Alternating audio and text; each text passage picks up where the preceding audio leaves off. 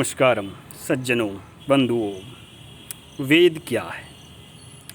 वेद with धातु पदा अर्थे अनुज्ञा क्रियापदी लोट लकार मध्यम पुरुष एक वचन।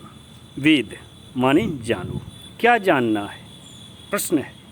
ईश्वर को जानो, उसे मानो और ईश्वर के प्रति नतमस्तक हो जाओ, यही वेद है।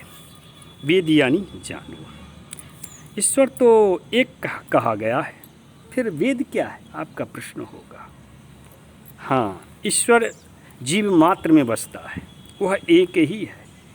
वह जड़ चेतन दो प्रकार से बसता है, दोनों उसकी स्थिति बदलते रहती है। सो वह वर्तमान काल ही नहीं, भूतकाल भविष्यत काल में भी स्थित रहता है, उसको भी प्रभावित करता है, अस्तु समाज में सदा सर्वदा विद्यमान रहता है। सो व्यक्ति स्थिति समय स्थान और संबंधों को जान लेना वेदज्ञ हो जाना होता है। वेद यानी जानो।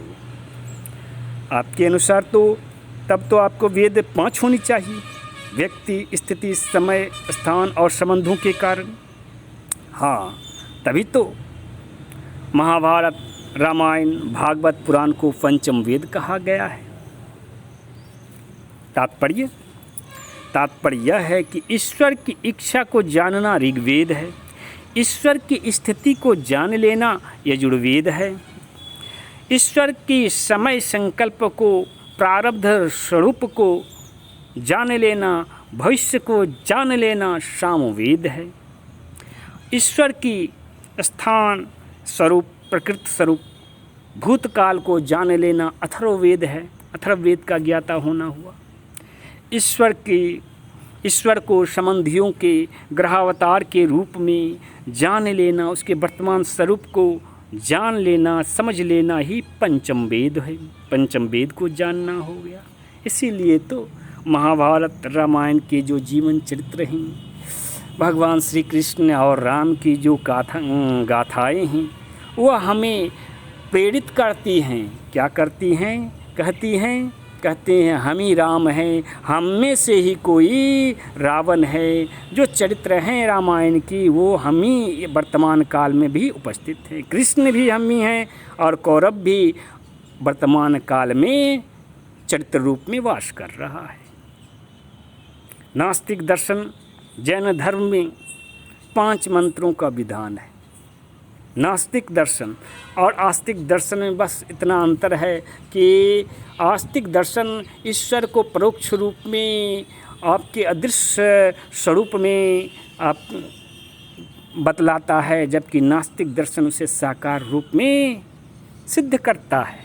आपके नास्तिक दर्शन जैन धर्म का 5 मंत्र वेद मंत्र हैं। ओम नमो अर्हतानम यज्ञजनों को नमस्कार हो। ओम नमो सिद्धानम सिद्ध निपुण जनों को नमस्कार हो। ओम नमो आर्यानम कुलीन जनों को नमस्कार हो।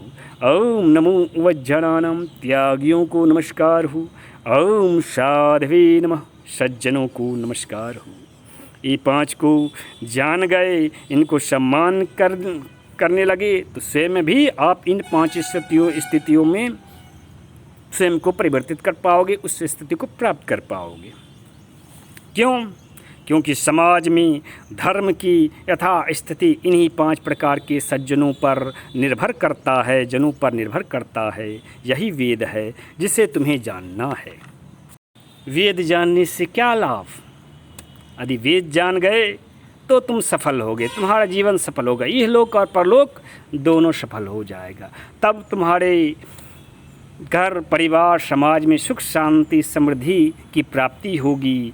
और यह तभी संभव है जब तुम स्थान स्थिति समय संबंध और व्यक्ति पर्सन जिसको कहते व्यक्तित्व के अनुरूप अपने वाणी विचार व्यवहार को प्रस्तुत कर अपने परिवार का, अपने समाज का, अपने देश का, अपने समाज का, समुदाय का भूत भविष्य वर्तमान समृद्ध कर सकोगे, अपनी उन्नति कर सकोगे, अपने परिवार समाज का पोषण कर सकोगे। हरि ओम तत्सत। ओम तत्सत।